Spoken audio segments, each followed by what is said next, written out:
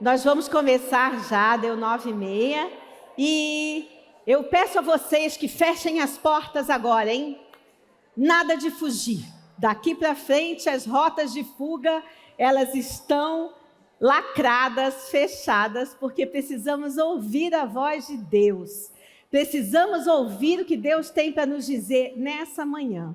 Agradeço a Deus a oportunidade, o desafio de estar aqui na frente de muitas amigas, mulheres, irmãs em Cristo, que muitas de vocês têm todas as credenciais para estar aqui falando, mas por falar em rota de fuga, eu acho que eu sou mestre. Escapismo e distração é comigo mesmo, infelizmente. Eu fui muito confrontada nesses 2 meses que eu estou pensando nesse tema, e eu quero colocar agora diante de Deus e diante de vocês aquilo que eu ouvi da palavra, compartilhar e que a gente tenha um bom momento juntos. Vamos orar? Querido Deus e Pai, já orei aqui com a Cíntia, já orei com outras amigas, Senhor, tenho recebido, Senhor, apoio de tantas pessoas de tantos lugares. Por isso eu sei, Senhor, que quem está aqui não sou eu, mas é uma serva sua, pronta para falar, Senhor, aquilo que o Senhor tem colocado no meu coração. Eu te peço perdão, Senhor, porque eu não quero ser uma impostora, falando daquilo que eu não vivo. Eu quero ser, Senhor, uma serva humilde, que reconhece em todas as fraquezas, Senhor, o teu poder, a tua ação, a tua força, a tua misericórdia, benignidade, que tem sido abundantes ao longo da minha vida. Muito obrigada, Senhor, porque eu não consigo fugir de ti. Para onde eu me irei do teu espírito? Para onde eu fugirei da tua face, Senhor? Nenhum lugar há. E na tua presença eu estou aqui agora. Na tua presença nós estamos, ó Pai. E nós estamos aqui para nos entregar a ti. Se for para fugir, que seja para os teus braços, Senhor. E que a gente encontre em ti o alívio, a força, a alegria, a paz, o contentamento que nós tanto buscamos, às vezes, em lugares errados. Em nome de Jesus eu oro. Seja com o coração de todo mundo que está aqui ouvindo, e até aquelas pessoas que vão ouvir depois nas mídias que a igreja disponibiliza. Que todas as pessoas, Senhor, que ouvirem a tua palavra sendo pregada no dia de hoje, possam receber essa palavra como um aprendizado, como um desafio, como uma confrontação e como encorajamento, Senhor, para sermos transformadas naquilo que o Senhor quer que a gente seja. Porque a sua grande salvação nos comprou para sermos, Senhor, algo tão especial, tão maravilhoso, para sermos mulheres, mães, filhas, para sermos tuas servas, Senhor. Muito obrigada por isso. Em nome de Jesus eu oro e coloco nas tuas mãos esta manhã. Amém. E estamos aqui numa segunda aula. A primeira aula foi feita pelo pastor Fábio, né? E o objetivo geral da nossa aula é identificar rotas de fuga, ações que nos afastam de Deus e da sua vontade. E quando a gente mapeia essas rotas, a gente quer também refletir, tentar encontrar quais são os medos, as motivações que nos levam a ter esse tipo de atitude.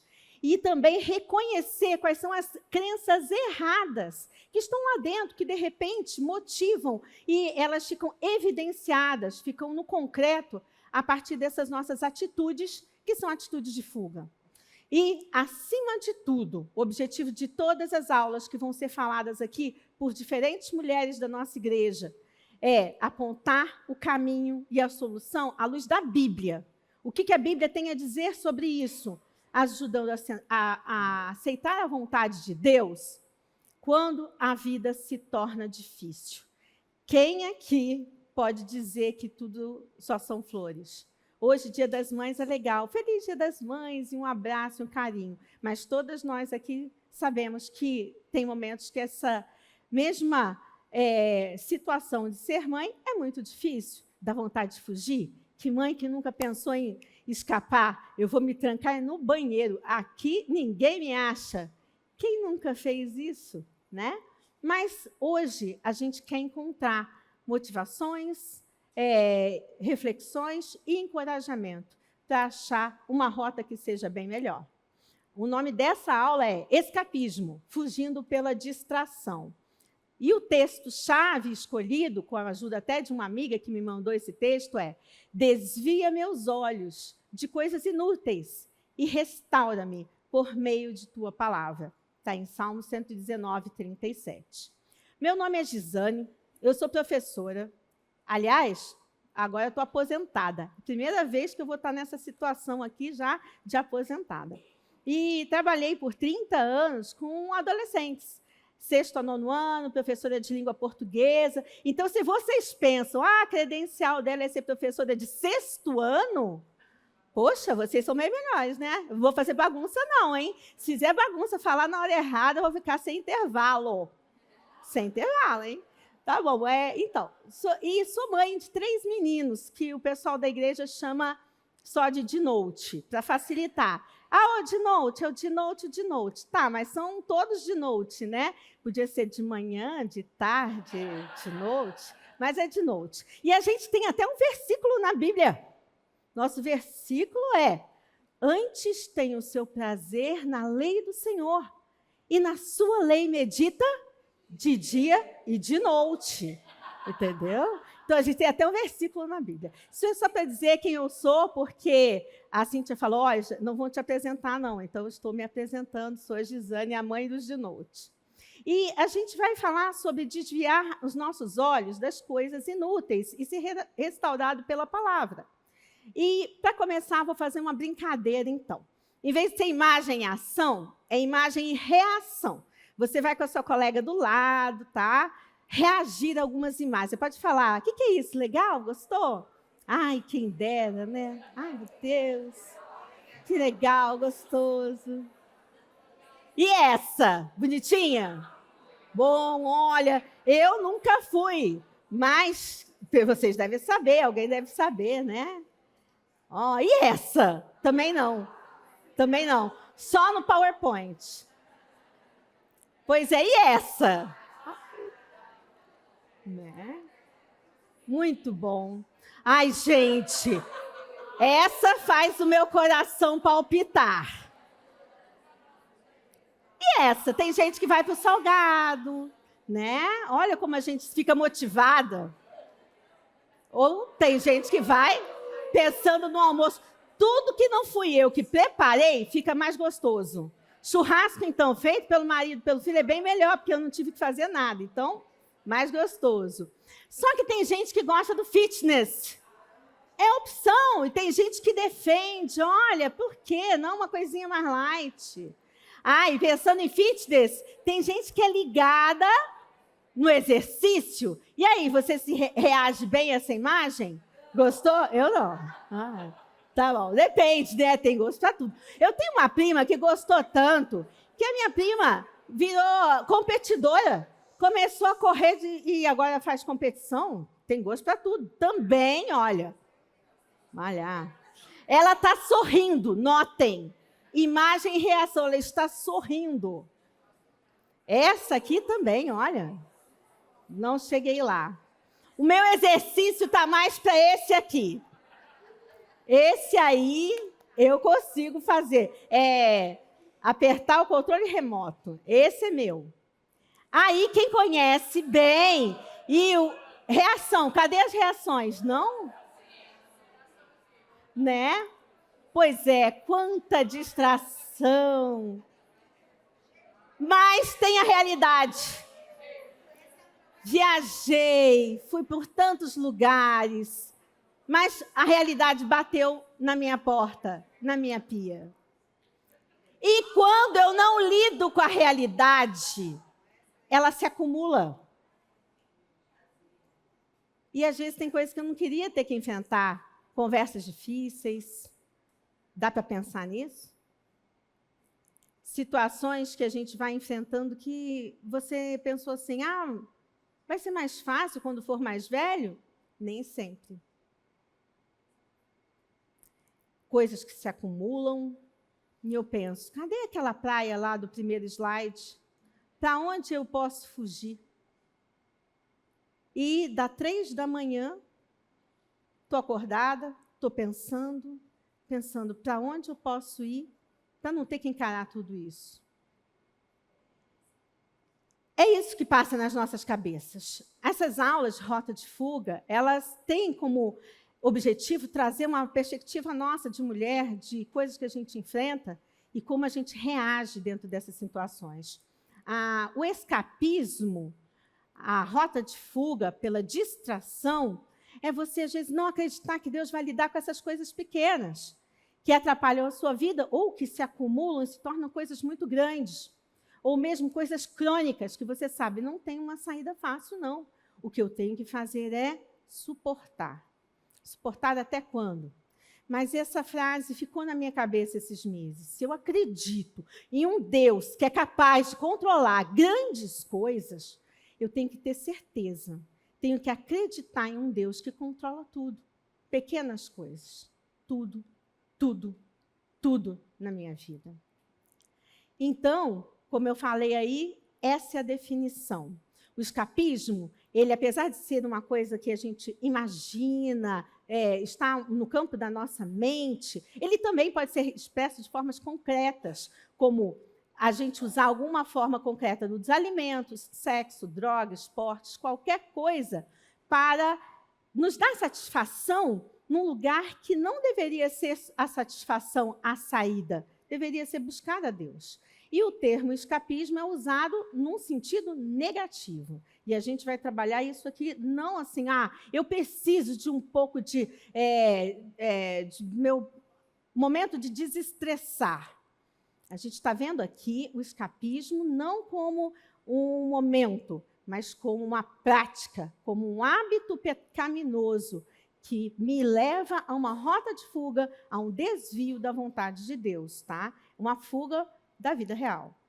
E duas coisas que a gente vai abordar durante essa aula é o escapismo, que fala de muita atividade ou de muita folga.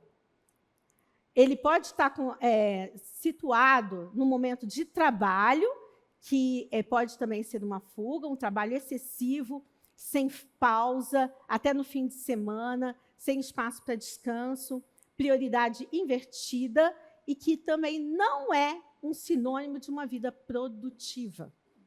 Ou entretenimento, que seria um uso exagerado de redes sociais, compras, jogos, vícios, pornografia, filmes, livros e até autocuidado. Para preparar essa aula, foi uma jornada muito difícil. Eu cheguei a escrever para uma amiga e falar assim, o que está acontecendo? Aconteceram muitas coisas difíceis. E eu fui confrontada em situações dentro de casa diversas vezes. Chorei. E eu fiquei a ponto de ligar para a Cíntia. Cíntia, não tem outra pessoa? Mas não ia fazer isso. Cíntia, não dá para adiar? Não vou fazer isso. Qual a forma de escapar dessa responsabilidade? Mas era Deus querendo falar ao meu coração também. E fui aos livros que eu tinha. Uma coisa muito legal que eu tenho feito parte é só de cursos. Nunca fiz, mas eu só participo dos cursos de aconselhamento bíblico da igreja. E os cursos são muito bons. Aí eu procurei minhas apostilas e mergulhei nos textos que eu tinha e fui tentando ouvir. Senhor, o que o Senhor tem para me dizer? Porque eu preciso ouvir. Como eu vou falar daquilo que eu não estou vivendo? Como eu vou falar da minha fraqueza? Como eu vou me expor assim? E Deus foi falando. Muita oração e quebrantamento. E aí eu descobri que o problema sou eu. Eu no trono. Todo pecado começa com essa inversão de valores. É colocar no ponto central da vida, nas decisões, no controle, na tentativa de deixar do jeito que eu quero, que eu gosto, que eu dou conta. E eu não dou conta mesmo. Né? E tem também as minhas reclamações. Isso é muito chato, isso é muito difícil, então deixa para depois, ou eu fujo. E por que tudo eu? Fala sério, porque para mim é que sobrou tudo isso. Cuidar disso aqui, e disso, não tem ninguém para me ajudar? Ou para dizer que eu posso fazer coisas que eu gosto, né? Eu vou comer só mais esse docinho. Tudo bem que eu tomo meu remedinho de diabetes, mas é só um docinho. não há de fazer tanto mal um filminho de madrugada. Eu não estou tirando o tempo de ninguém, afinal de contas, é madrugada. Mais um livro. Esse livro vai ser muito bom para mim. Se não for para mim, vai ser para uma amiga. Eu tenho que comprar esse outro livro. Não vai prejudicar ninguém, talvez só a mim mesma. Mas tudo bem. Eu mereço tempo livre. Outra reclamação que eu tenho: ninguém reconhece meu valor. Ninguém vê meu esforço, minha dedicação. Eu estou sofrendo. Eu não quero mais sofrer. Nesse momento, me dá um tempo, Deus, eu quero só ser feliz um pouquinho. Nesse momento, deixa eu fazer uma coisa que eu gosto, relaxar. Eu quero ter prazer, eu quero me sentir feliz. Eu. Vocês lembram da peça da Páscoa que foi encenada aqui? Eu. Eu queria que a Débora levantasse aqui e falasse: Gisane, não é assim, não. Aí a Débora vai levar: Gisane, não é assim, não preste atenção. Olha o que você está falando, Gisane. Você já devia saber. Olha quantos anos você tem, você já viveu essa vida toda. Você ainda está se colocando no trono. Débora, acontece. E eu tive que chegar à conclusão disso. Rota do escapismo é tentar satisfazer os ídolos do coração. Toda vez que eu tento fugir das minhas responsabilidades, fugir do que eu tenho para fazer, me distrair com outras coisas, é porque eu tenho um ídolo, algo que eu amo mais do que estar na presença de Deus ou do que fazer aquilo que Ele me mandou fazer, do que obedecer a Deus naquilo que Ele me mandou fazer. E eu vou ler até isso, porque eu copiei de apostila do nosso estudo do aconselhamento bíblico. Idolatria refere-se ao desvio do homem de Deus. E percebemos que esse desvio de Deus não está limitado a uma adoração visível em frente de uma imagem de escultura, mas ele se aplica à adoração idólatra que ocorre dentro do nosso coração humano. Podemos entender esse ídolo do coração como sendo tudo aquilo que o homem adora, por acreditar encontrar nisso a satisfação para os seus desejos mais profundos. É tudo que o ser humano ama mais do que a Deus e que ocupa o lugar de Deus em sua vida, mesmo que um pouquinho só, momentaneamente. E essa idolatria ocorre como consequência de uma deturpação de conceitos e crenças. Isso o pastor Fábio também falou, que a primeira coisa que a gente tem na rota de fuga é crença errada, fundamento errado. E qual é esse fundamento? Ele está lá, às vezes, na sua crença no cognitivo. Você acredita mesmo, e você racionalizou. Eu mereço um tempo livre para mim, eu mereço esse espaço, eu tenho. Ai de quem vem me atrapalhar nesse momento que eu estou ou descansando, ou estou fazendo uma coisa que eu quero. Porque a minha reação vai ser brava, irritada, né? E essa pode ser uma crença, pode ser um desejo. Eu queria tanto ser reconhecida, ser amada pelos meus filhos. Eu vejo que a mãe do outro lá já recebeu um presentinho, um abraço, um bilhetinho, e eu não. Meus filhos podiam ser mais amorosos. Ainda bem que tem o Dia das Mães, eu vou receber um abraço por ano. Eu falo isso brincando para eles, mas não é brincando não, sabe o que é isso? Manipulação. Falo com eles isso, pelo menos amanhã, né? Um beijinho, um abraço. Pois é. Desejos que competem dentro de mim. Vontades. Ou seja, isso ocorre quando cada uma das áreas principais do nosso coração é afetada. É um eu no trono, que quer validação, reconhecimento e autoestima. Também peguei no livro do Timothy Keller, O Ego Transformado. Então, validação, reconhecimento, autoestima. Gente, eu testei essa aula com meu marido. Eu mostrei essas dúvidas que eu tenho. Ele falou, é mesmo, você tem esses problemas mesmo. Então, eu estou sendo sincera, são confrontações dolorosas que eu tive que fazer. Não tem ninguém que me confronte melhor do que ele, né? Ele sabe.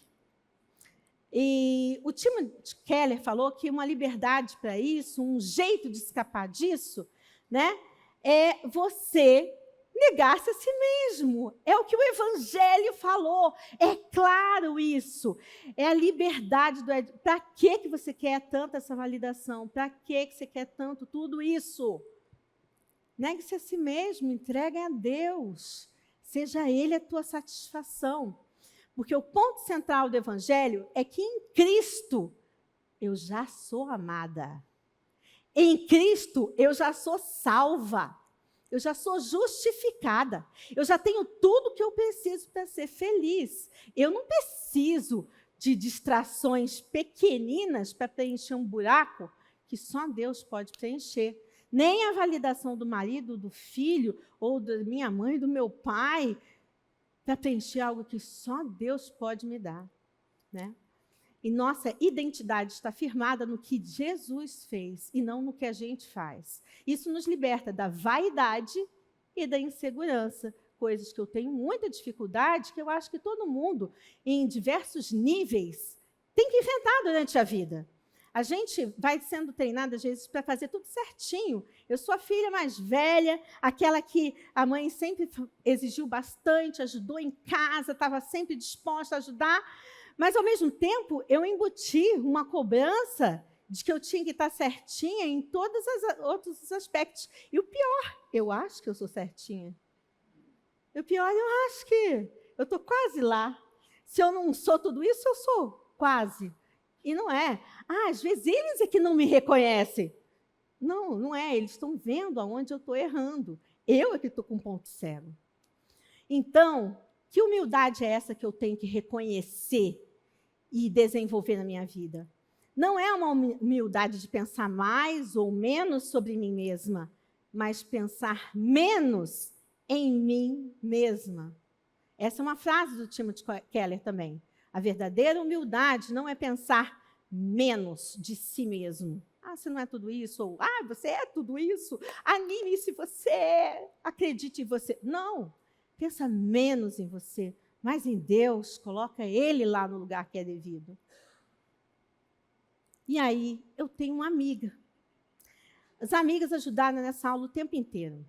E eu estava, agora que eu estou aposentada, eu posso fazer de tudo, né? Entrei até para o coral. Estou cantando no coral, tudo. Aí, do lado do coral, tinha uma moça cantando bonito.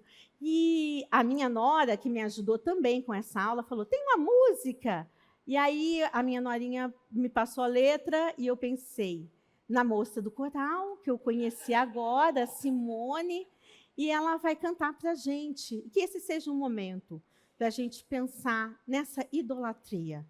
Em que posição está o eu? É uma música que é uma oração, é uma confissão, e que a gente tem esse momento agora, com a nossa amiga. Vamos ver se eu consigo fazer tudo direitinho aqui. Bom dia a todas. Quero desde já agradecer o convite da Gi, uma parceira lá do coral, mas posso dizer que sem ouvir a ministração, eu fui ministrada pela canção todos os dias, eu falo. E eu já estava me preparando para essa palavra, e eu venho aí de 2 semanas, o pessoal da Koinonia vem me acompanhando 2 semanas, muito gripado, eu nem contei para Gi, mas eu falei, Senhor, a obra não é minha, não é de mim, é do Senhor, e hoje eu estou aqui, então se vocês ouvirem um pouquinho assim, mas vamos lá. Vamos ver se eu sei colocar aqui também.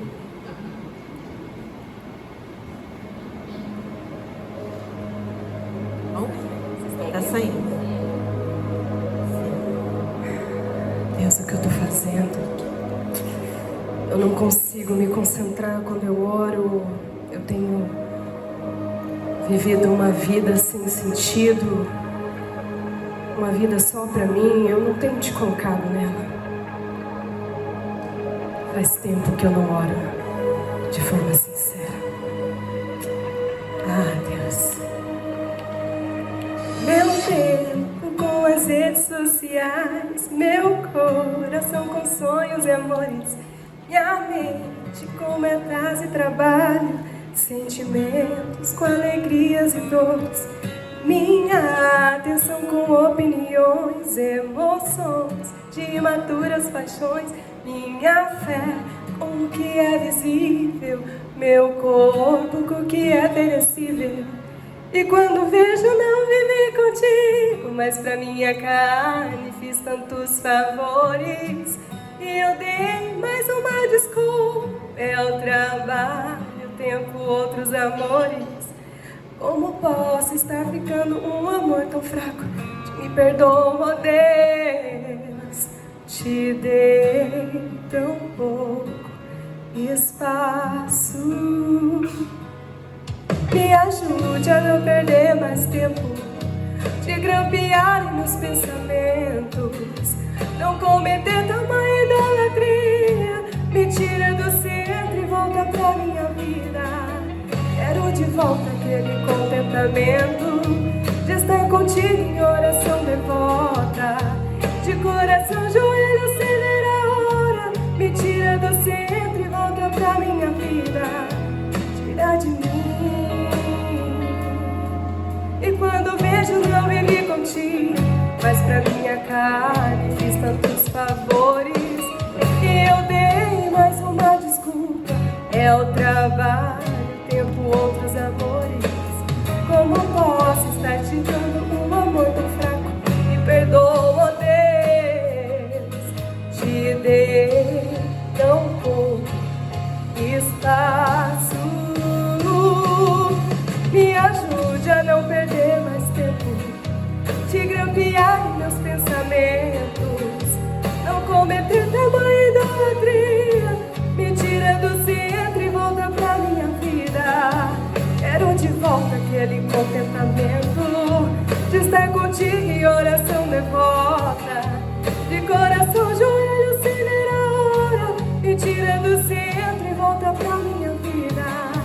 Tira de mim toda idolatria, tira de mim toda idolatria, tira de mim toda idolatria. Pra que ganhar o mundo e não te achar aqui dentro? Se for pra te amar, eu vou fazer isso direito. Pra que ganhar o mundo e não te achar aqui dentro? Se for pra te amar, eu vou fazer isso direito.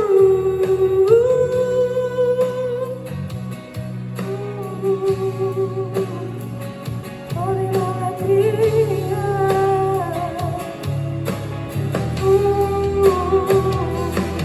Pra que ganhar o mundo e não te achar aqui dentro?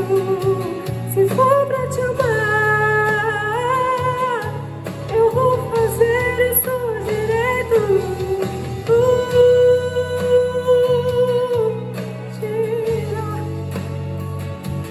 Tira de mim.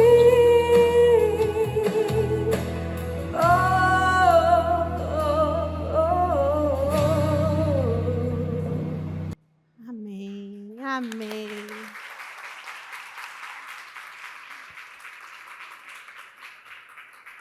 Muito obrigada, muito obrigada. Essa é a nossa ajudante do dia. Ela vai continuar ali depois para me ajudar, né? Porque o professor gosta de pegar aquela aluninha boazinha que vai ajudar em tudo. Hoje é a Simone. E na aula passada, o pastor Fábio ele falou uma coisa.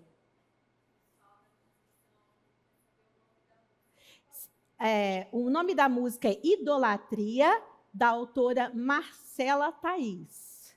Marcela Thaís, Idolatria.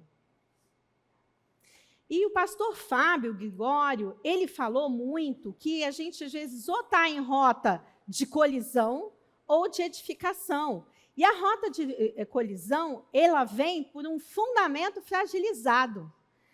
O frágil sou eu. Aonde posso cair, sou eu. Eu. O fundamento fortalecido está em Deus. Se o meu fundamento estiver na palavra, estiver nele, se a minha visão estiver nele, minhas decisões vão ser sábias e as minhas ações serão consistentes. E aí, Gisane, se você caiu, faz o quê? Volta para outra rota. Ele vai estar lá para te ajudar. troca de caminho, sai dessa. Pega esse fundamento fragilizado, deixa de lado e coloca no trono quem deve estar. Essa é a rota de edificação. E a primeira aula também, ela teve uma pergunta. Ela fez a pergunta, quem é Deus para você? E o pastor Fábio fez várias perguntas em torno disso. Se você não acredita que Deus é bom o suficiente, então você vai acreditar que melhor é não fazer aquilo que ele está dizendo para fazer. Ou que ele não é poderoso o suficiente, você vai tentar fazer outras coisas. Mas imagine que para a aula de hoje eu pensei numa segunda pergunta. Não é só quem é Deus para você, porque Deus para mim é o meu Salvador, é meu amigo, é aquele que eu busco todos os dias. Mas a minha pergunta hoje, para mim mesmo e para todas nós é, onde está Deus na sua vida? Não é quem, mas agora é onde eu coloco. Eu sei quem Ele é, mas às vezes eu não coloco onde Ele deveria estar. E o lugar dele é esse, é o centro. É só ali, fortalecendo a minha vida, sendo o norte daquilo que eu faço, seja no trabalho, seja nas inúmeras ações que eu tenho que fazer, nas demandas que eu tenho que dar conta naquele dia, que se eu não conseguir fazer naquele dia, tudo bem, tem o outro. E se eu não conseguir no outro, tudo bem, está nas mãos dele, é ele que vai cuidar, não vai ser eu.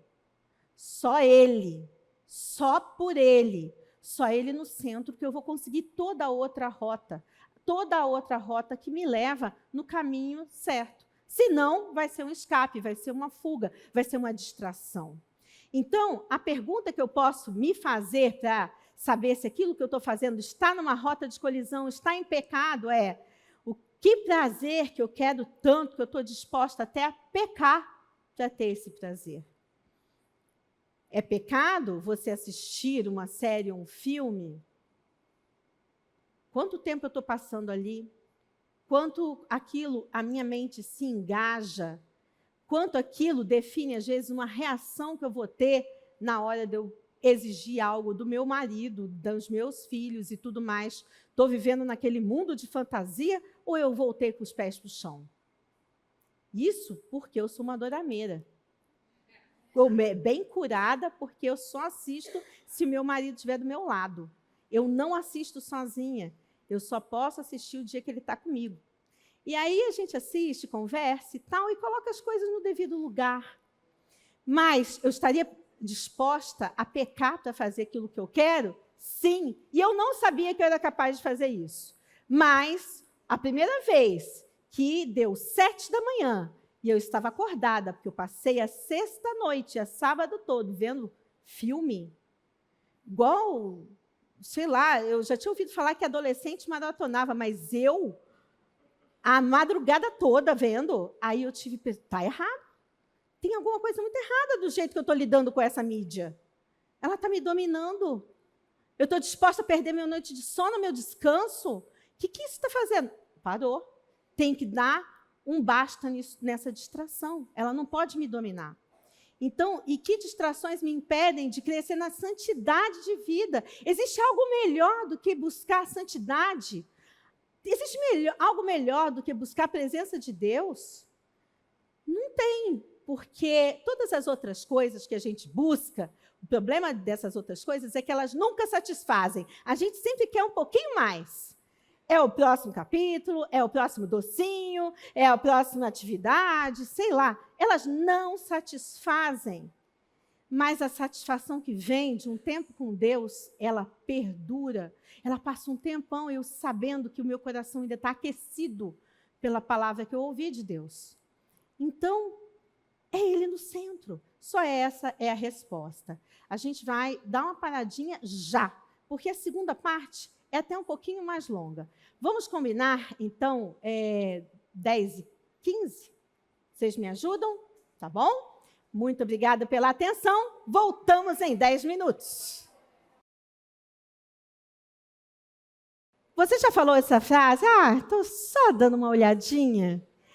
E às vezes é uma olhadinha numa prateleira, numa vitrine que me encanta.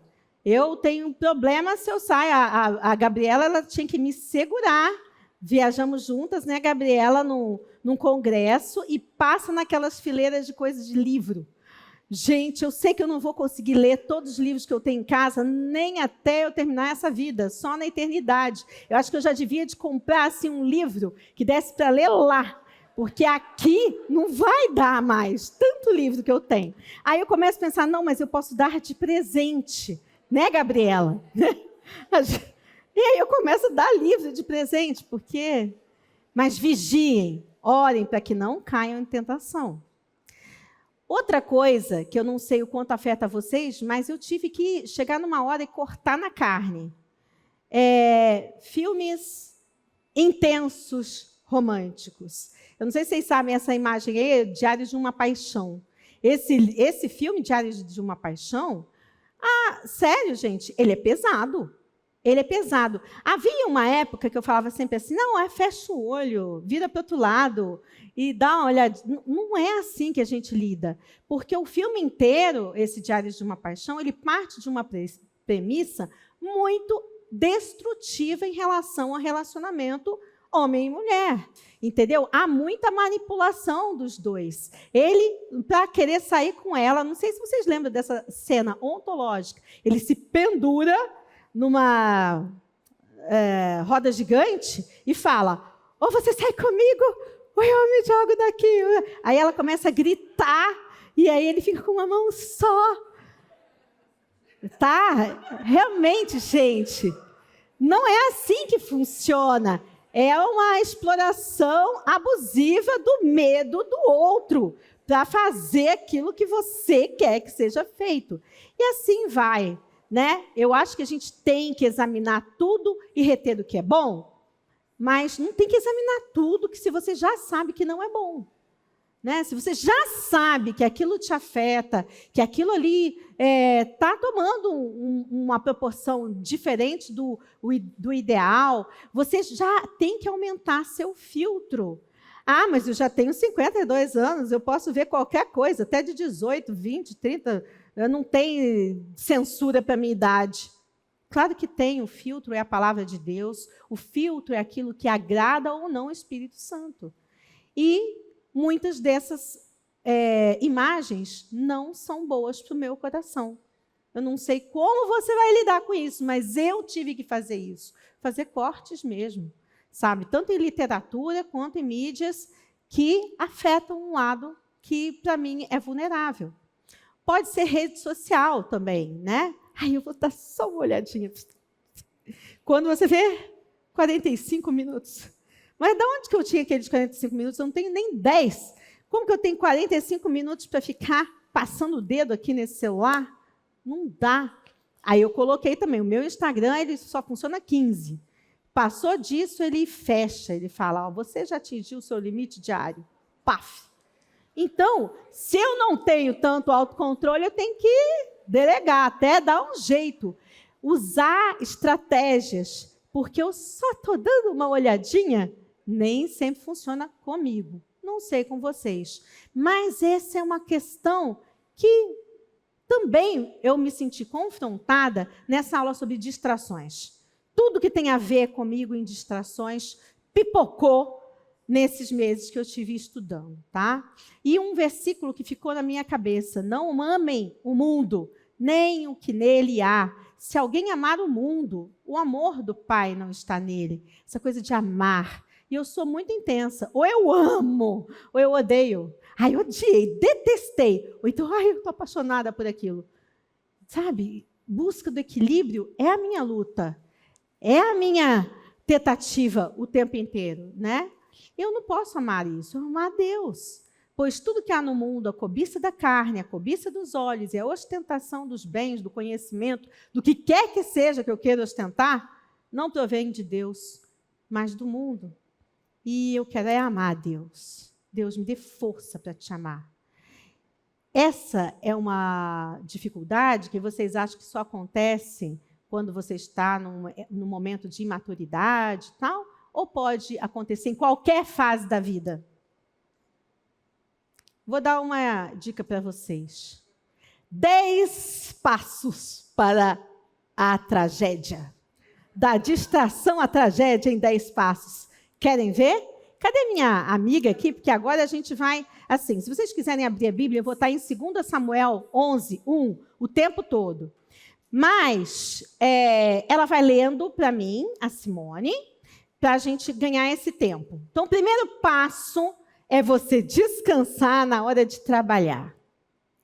Ué, como assim? Tem hora que é para trabalhar. Tem hora que é para você estar ativo. Tem hora que é para você abrir os olhos. Tem hora que você está sob ameaça iminente do inimigo. O inimigo está ao seu redor, procurando a quem possa tragar. Essa é uma realidade. A gente está numa guerra espiritual. E não dá para baixar. E aí o que acontece? Descansa em tempo de guerra, primeiro passo para a tragédia. Na primavera, época em que os reis saíam para a guerra, Davi enviou para a batalha Joabe com seus oficiais e todo o exército de Israel. E eles derrotaram os amonitas e cercaram Rabá. Mas Davi permaneceu em Jerusalém. Segundo passo, um passeio à tarde, depois de você tirar um cochilinho. Olha só que visão. Eu não tinha reparado isso, olha. Era de tarde, depois de um cochilinho da tarde. Ele estava com tempo, hein? O pessoal está na guerra e o cara ainda dormiu depois do almoço. Mas como foi isso? Uma tarde, Davi levantou-se da cama e foi passear pelo terraço do palácio. Do terraço, viu uma mulher muito bonita tomando banho, segundo Samuel 11:12. E daí, a gente sabe o que acontece. Vamos rápido, 3 passos, porque agora a queda vai acontecer. A gente tropeça, escorrega, cai, vai em frente. Ele procurou saber, obter informação. E mandou alguém procurar saber quem era ela. Disseram-lhe, é Batseba, filha de Eliã e mulher de Urias, o hitita. Ele já teve a informação que ele poderia ter aí para dizer um não, né? Porque naquela época eles tinham direito, ele como rei, de ter várias mulheres. Mas uma mulher casada, mulher de Urias, o hitita, ele sabia quem, aonde que ele estava, tudo direitinho. Ele já tinha informação, né? Mas aquele olhar, aquela concupiscência dos olhos, já tinha tomado corpo da mente dele. E ele já tinha racionalizado. Pecado consumado, passo 4. Davi mandou que a trouxessem e se deitou com ela, que havia acabado de se purificar da impureza da sua menstruação. Depois, voltou para casa. E o pecado consumado, ele frutifica. O que a gente faz aparece, dá frutos. A mulher engravidou e mandou um recado a Davi, dizendo que estava grávida. Podia ter sido só uma aventura numa tarde de tédio, mas não era. 6º passo, porque ele poderia ter feito outras coisas, mas vamos ver aonde que essa distração está levando. A tentativa de acobertamento do pecado. Em face disso, Davi mandou esta mensagem a Joabe: envia-me Urias, o hitita. E Joabe o enviou. Quando Urias chegou, Davi perguntou-lhe como estavam Joabe e os soldados e como estava indo a guerra. Ele disse: vá descansar um pouco em sua casa. Urias saiu do palácio e logo lhe foi mandado um presente da parte do rei. Então, ele já tentou o quê? Ela está grávida? Tem que ser do marido. Então, vamos chamar o marido que não está aí, e aí fica tudo bonitinho. Acerta do meu jeito. Acerta na minha estratégia. Já me distraí, já caí, mas eu ainda estou pensando aqui, olha, usando meus recursos, a minha capacidade de lidar com a situação. E eu vou insistir, se essa estratégia não der certo, vou insistir. 7º passo para a tragédia, insistir na estratégia errada. Mas Urias dormiu na entrada do palácio, onde dormiam os guardas do seu senhor, e não foi para casa. Quando informaram a Davi que Urias não tinha ido para casa, ele lhe perguntou: depois da viagem que você fez, por que não foi para casa? Vai para casa. Por que você não foi para casa? E aí é bem engraçado, porque agora não é um passo, agora é um obstáculo. Agora você ouve do outro, do seu adversário, do seu antagonista, da pessoa que está ali, que você quer trazer para o seu lado, ser uma pecinha na sua estratégia, ela também pensa. E ela trouxe a verdade confrontadora.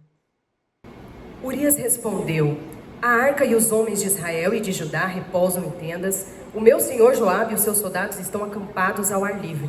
Como poderia eu ir para casa comer, beber e deitar-me com a minha mulher? Juro por teu nome e por tua vida que não farei uma coisa dessas. Interessante, porque Davi só falou, vai para casa.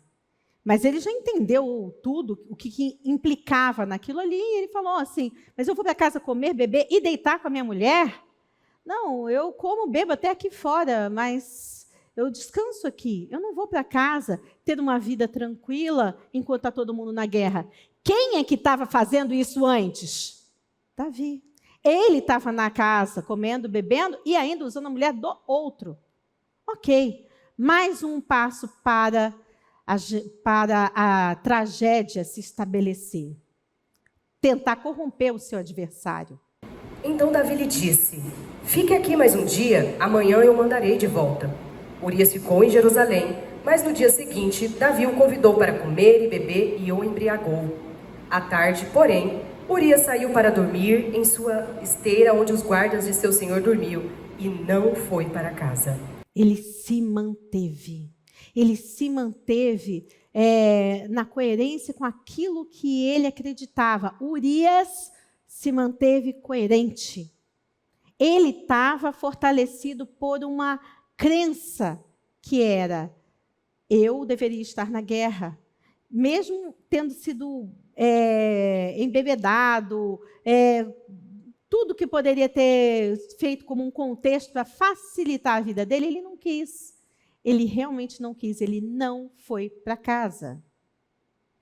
Agora, gente, toda a tragédia já estava, os passos já estavam dados, foram muitos. A gente está chegando no 9º passo, que só resta uma coisa, a morte.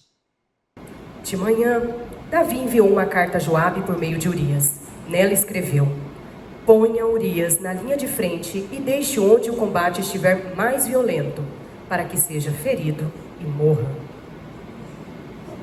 Duro. Pastor Fernando, no domingo passado, ele fez um comentário, né? Como entender a justiça para Urias? Porque ele morreu. Não tem como agora fazer justiça a ele, né? Mas isso, Deus, na sua soberania, ele sabia que todo esse cenário estaria sendo colocado, toda essa tragédia teria que ser montada até o final, para que nós pudéssemos todos entender até que ponto pode chegar uma distração, um escorregamento, uma queda. Chega a morte, o caminho é de morte. Caim foi avisado, olha, cuidado com o que você está pensando, cuidado, porque isso que você está pensando vai levar à morte. E levou. Não tem como abrigar o pecado no coração e ele não frutificar em morte. O final é morte. Eu não quero isso para mim. Se for uma distraçãozinha hoje que me parece inocente, eu vou cortar. Eu preciso cortar porque é morte. O 10º passo nessa história fala sobre racionalizar o pecado e vida que segue. Quantas vezes também acontece. A gente convive com o pecado, seu resultado, algumas consequências, e cega em relação a tudo que aquilo pode dar em termos de afastamento de Deus e da sua vontade. Davi mandou o mensageiro dizer a Joabe, não fique preocupado com isso, pois a espada não escolhe a quem devorar. Reforce o ataque à cidade até destruí-la. E ainda insistiu com o mensageiro que encorajasse Joabe. Quando a mulher de Urias soube que seu marido havia morrido, ela chorou por ele. Passando o luto, Davi mandou que a trouxessem para o palácio, ela se tornou sua mulher e teve um filho dele. Pois é, vida que segue? Não vai seguir assim tão tranquilamente, porque Deus viu. Deus viu e não se agradou disso. O que Davi fez desagradou ao Senhor. Uma coisa terrível, trágica, mas que também tem o seu lado bom é que Deus nos vê. Ele vê até onde eu cheguei e até onde eu vou chegar. E num determinado momento, Ele vai intervir. Porque a gente vai passar do caminho de fuga, da rota de fuga e destruição, para a rota de restauração, o caminho de volta. Na sequência, capítulo 12, 1, a gente já vê Deus em ação. Deus sempre está de olhos atentos nos seus servos. E Ele está em ação também. Primeiro passo de Deus. E o Senhor enviou a Davi o profeta Natã. Ao chegar, ele disse a Davi: 2 homens viviam numa cidade. Um era rico e o outro pobre. E começou essa confrontação a uma exposição clara do que era o pecado. Vou fazer um desenho. Deixa eu desenhar para você a situação.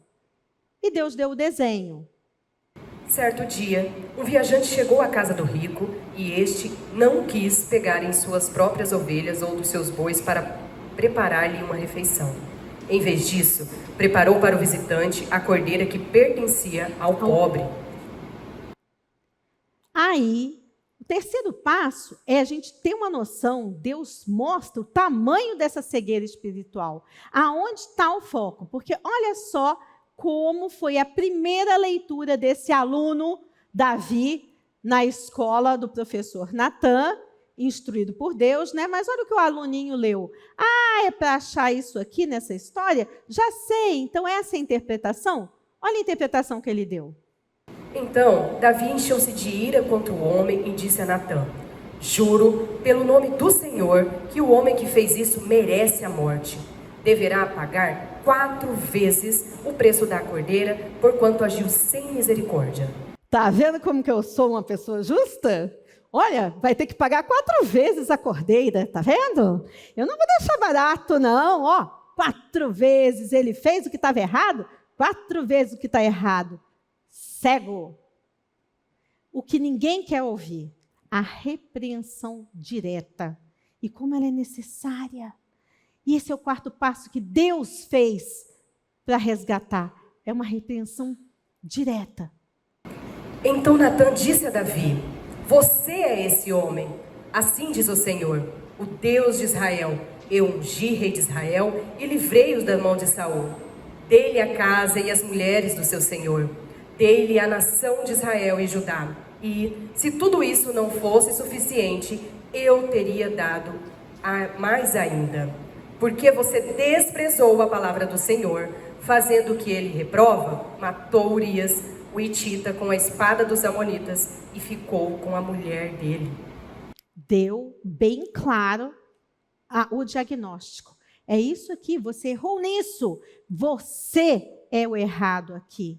Você poderia ter tudo, mas o nosso pecado, ele é insaciável. Quando eu tenho uma coisa, eu ainda quero outra. Eu não vou conseguir nunca saciar o desejo do meu coração com as coisas do mundo. No caso de Davi, seria com as mulheres, com o prazer que ele poderia ter sendo um rei. Nada podia saciar. Ele teria que ter até aquela que era do outro, né? Mas nem isso poderia trazer alegria. Houve, na verdade, um desprezo à palavra de Deus. E é um pecado que se refere a quem? A Deus. Depois da repreensão, não tem mais nada para se dizer, além de entender as consequências. Por isso, a espada nunca se afastará de sua família, pois você me desprezou e tomou a mulher de Urias, o hitita, para ser sua mulher. Assim diz o Senhor: de sua própria família trarei desgraça sobre você.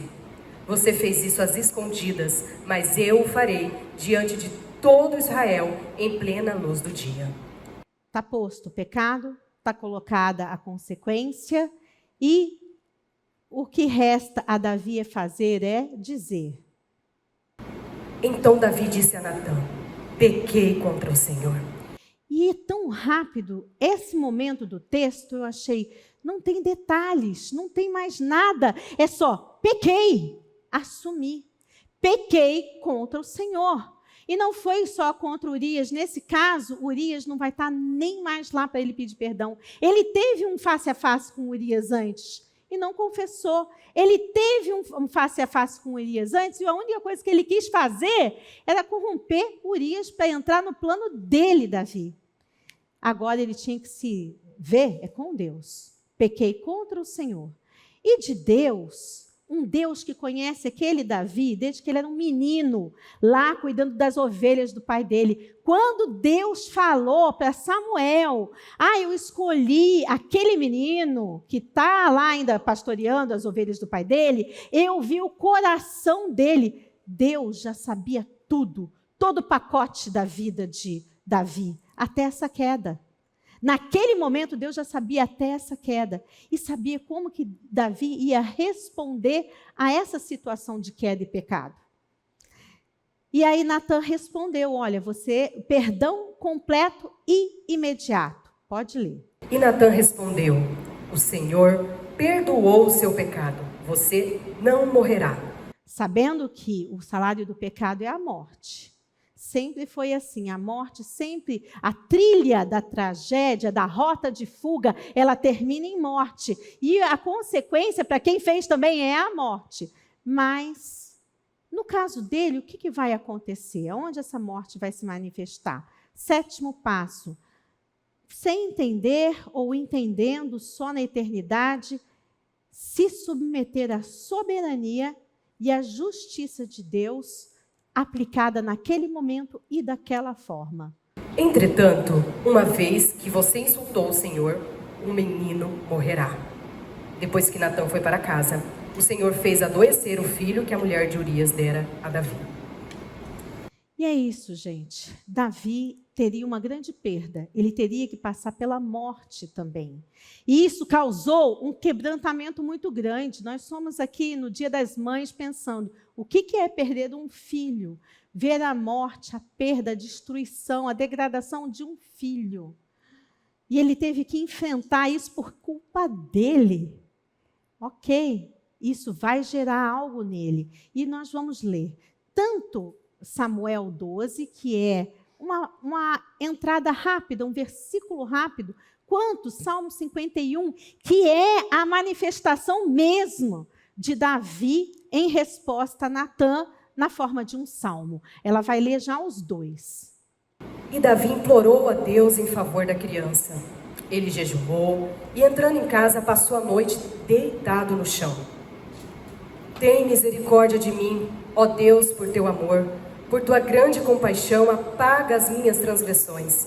Lava-me de toda a minha culpa e purifica-me do meu pecado. Pois eu mesmo reconheço as minhas transgressões e o meu pecado sempre me persegue.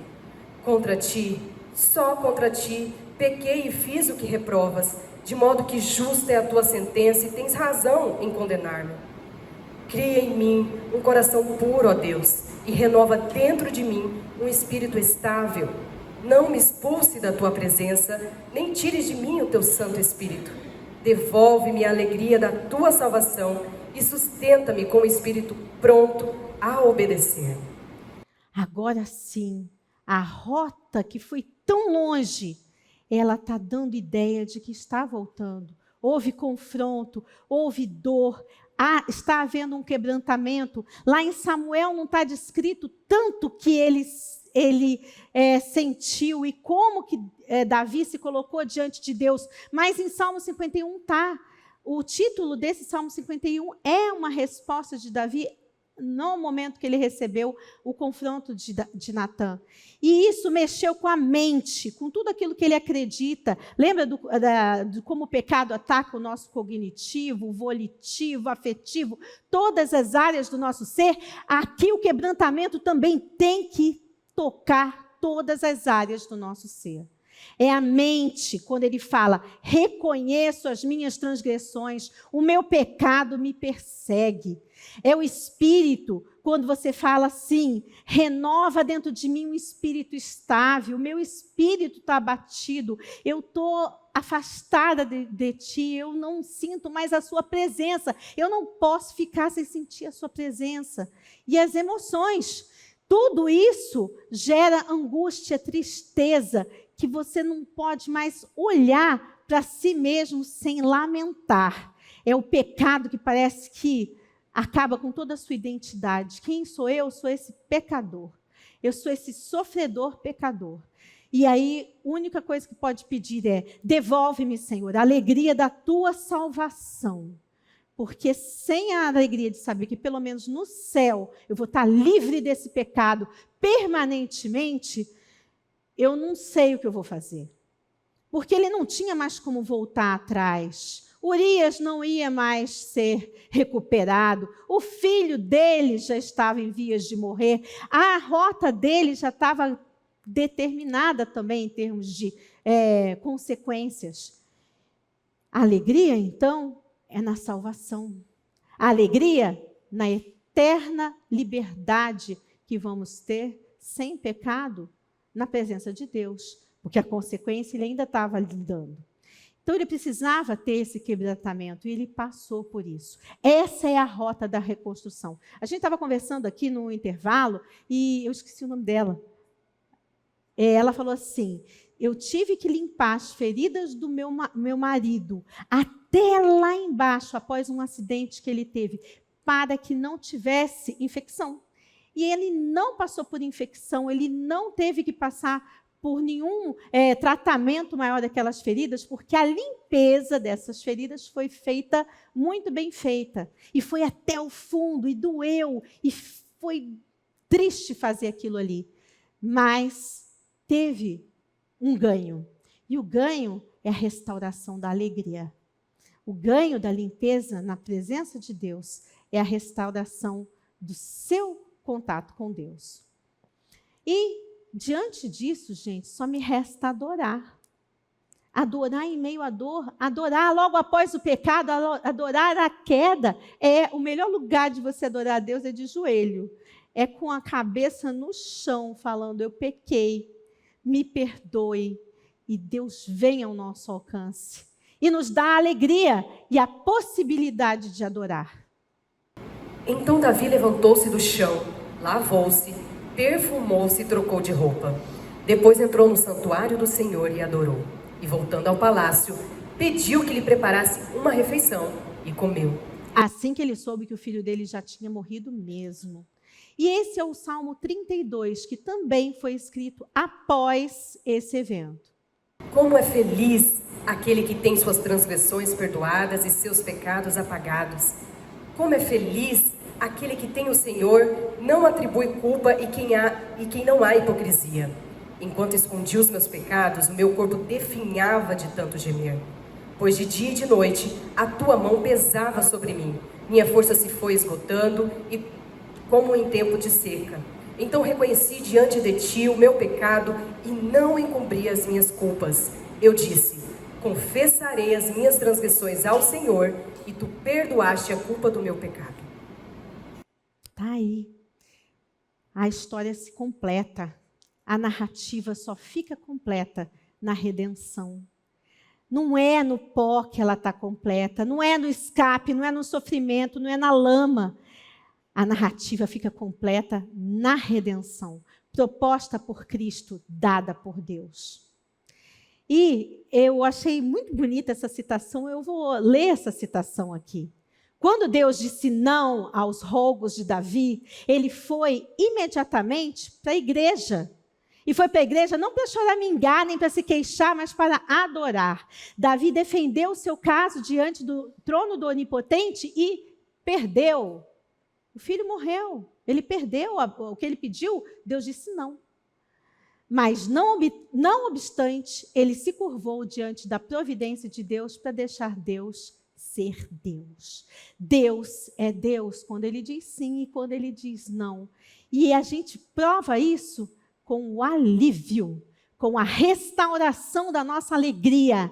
É aí que a gente prova que Deus é Deus. Quem seria capaz de nos dar alegria, mesmo quando a gente sofre uma perda definitiva?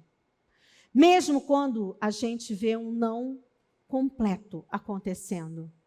Como ter alegria no dia seguinte? É deixando Deus ser Deus. E a gente está chegando ao final, né, dessa aula, desse encontro, apresentação, pensando em distração. Se a distração vai para um lado, qual que deve ser o outro? É o foco. Mudança de olhar. A distração, o desânimo e a dúvida são a marca de que a gente está indo na direção errada. É a marca da gente estar fugindo de Deus. As três são marcas. Elas estão presentes num livro que eu gostei muito de meditar nesses dias, que é Como Ter o Coração de Maria no Mundo de Marta. E fala tanto sobre essas distrações. Sinceramente, esse livro aqui, eu tenho que ler de novo. Eu queria ler com uma amiga. Se vocês quiserem fazer um grupo, a gente podia estar lendo, hein? Esse livro foi maravilhoso nesse momento que eu estava preparando a aula também. E pensando que distração, desânimo e dúvida, eles têm que ter um contraponto, que é o foco, mudança de olhar. A confiança, combatendo o desânimo, é a confiança, mudança das emoções. E uma fé corajosa, mudança nas ações. As ações podem parecer até meio bobas quando eu falo assim, olha, meu Instagram só tem 15 minutos. Ou, eu tenho que assistir algo com o meu marido do lado. E alguém me falou, poxa, seu marido é um santo, né? Mas é assim. Ele escolhe os doramas que eu vou assistir e é uma vez a cada 6 meses. Não é mais nada como era antes. Agora é só quando ele quer, né? E a gente negocia muito até a gente conseguir ver alguma coisa em conjunto. E eu vejo muito de Star Wars antes disso. Então, tudo tem o seu preço, né? Mas a fé corajosa, que não é isso exatamente que vai me fazer ficar bem com Deus, porque isso pode dizer assim, tá vendo? Olha, eu sou controlada. Tá vendo? Agora eu tenho meus horários de séries sob controle. Não. A fé corajosa é saber que Deus vai me dar o poder para lidar com as minhas emoções, com as minhas fraquezas, com a minha ansiedade, com toda a minha necessidade de ser feliz, de descansar, de distrair. Deus vai lidar com tudo. E é isso que é a fé corajosa, a fé que mata a dúvida. Só pela graça de Deus. Vamos falar juntos? Só pela graça de Deus. E aí você fala de novo, a hora que você estiver chorando, é isso. Só pela graça, me dá da tua graça, eu preciso de graça. Não ao escapismo. Sim, à espera pelo escape, porque Deus vai dar o escape. O problema do escapismo é que eu quero fazer a rota de fuga, mas Deus vai me dar uma fuga porque Ele não quer me ver sofrendo o tempo inteiro. Ele vai me trazer alegria, vai me restaurar a alegria da salvação. Eu não vou ficar só no sofrimento. E aí tem esse versículo que a Simone vai ler para a gente. Não sobreveio a vocês tentação que não fosse comum aos homens. E Deus é fiel. Ele não permitirá que vocês sejam tentados além do que podem suportar. Mas, quando forem tentados, Ele lhes providenciará um escape para que possam suportar. Gente, tem escape sim. Não é para ficar no sofrimento. Então eu tenho que ficar na situação que é muito difícil. Ou eu não posso ter uma folga. Eu não posso ter... Não, o escape quem vai dar é Deus. Do jeito dele, da forma dele. Porque a forma dele é a melhor. É santa e é transformadora para a minha vida. Então, a gente deve fazer o quê? Como Maria aqui do livro. Não é um exemplo só de uma pessoa, é um exemplo de uma postura. A postura é de adoração. Em tudo adorar. É no trabalho, é o trabalho para adoração. É no descanso, é descanso para adoração. É na compra de alguma coisa, que Deus seja louvado na minha compra, no uso dos meus recursos financeiros. É na hora de ver alguma coisa, ou de treinar, ou de praticar atividade física. É tudo para Ele. Ele é o centro da minha adoração em tudo. Porque uma única coisa é necessária. E a Maria escolheu isso. E é o quê? O que é necessário? É vir à igreja todo domingo? É estudar todos os livros e ter uma pilha deles até para ler na eternidade? É o que é necessário? Necessário é tomar tempo com Deus. É se colocar diante dele, é ouvir a voz, é buscar adorar a Deus em tudo. É Ele ser o centro. Então o texto-chave volta. Desvia, Senhor, meus olhos das coisas inúteis, dos meus sentimentos inúteis, e restaura-me por meio da tua palavra, porque tu tens esse poder de me restaurar. E nas considerações finais, eu pergunto de novo: onde está Deus, Gisane, na sua vida, na minha vida? Onde está Deus na sua vida? Se Deus é apenas um todo-poderoso, capaz de me livrar de todo mal, realizar meus sonhos, aí o trono não é dele, o trono é dos meus desejos. E nem sempre os meus sonhos vão ser todos realizados. Nem sempre eu vou passar o dia sem um sofrimento, uma dificuldade, uma irritação, né? Mas eu preciso entender que Deus está no controle, principalmente em meio às dificuldades e sofrimentos, que Ele se revela na minha fraqueza. E é por isso que Ele permite, para eu poder ver o quanto eu tenho de fraqueza ainda, que Ele pode me transformar. Eu não preciso fugir para esquecer sofrimento. Eu não preciso me distrair para lidar com frustrações. Eu preciso enxergar Deus trabalhando em meio ao sofrimento e às aflições. Se quisermos andar com Deus, devemos passar por um treinamento espiritual diário. Não há atalhos.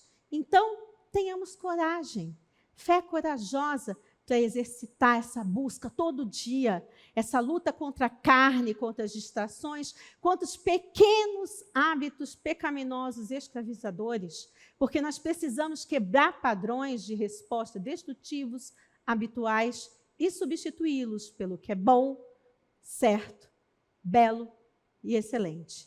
Filipenses 4:8, e outra dica é que tem um grupo que estuda com a Naná Castilho, e é muito abençoado por ter um tempo também de reflexão e substituir.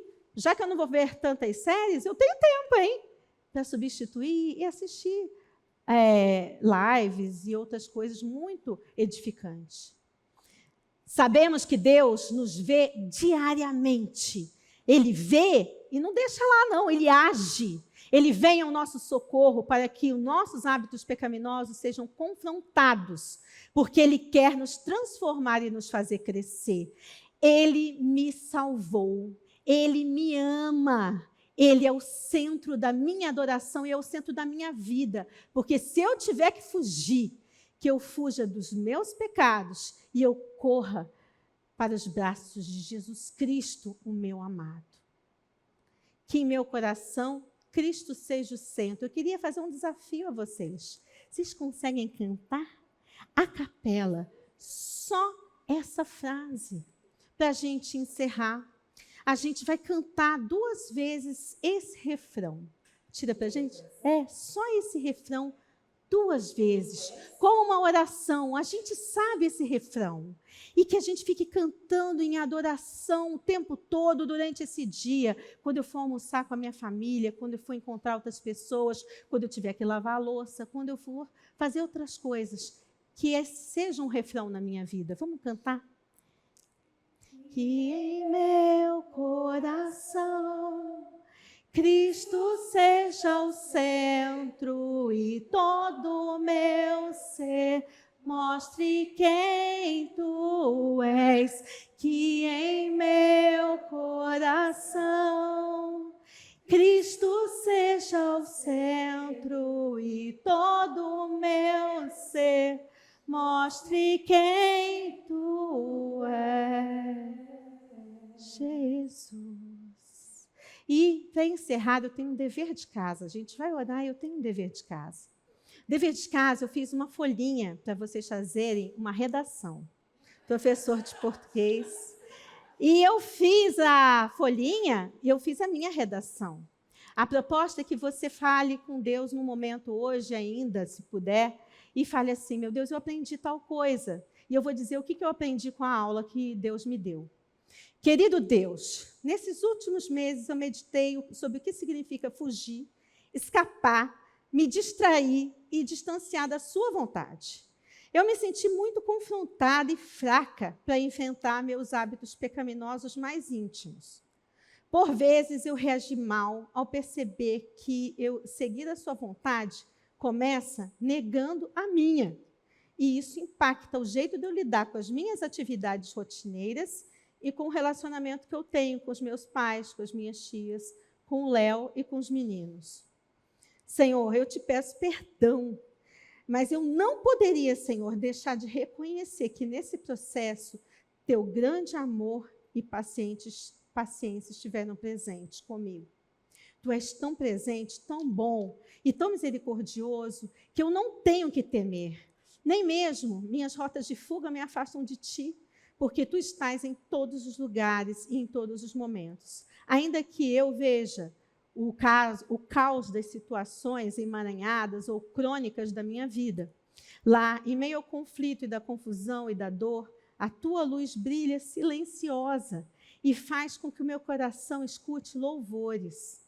E eu te louvo, ó Deus, eu te amo, porque eu posso experimentar no cantinho mais silencioso da minha casa, ou no meio do caos das múltiplas demandas, o teu amor, a tua proteção e a tua presença.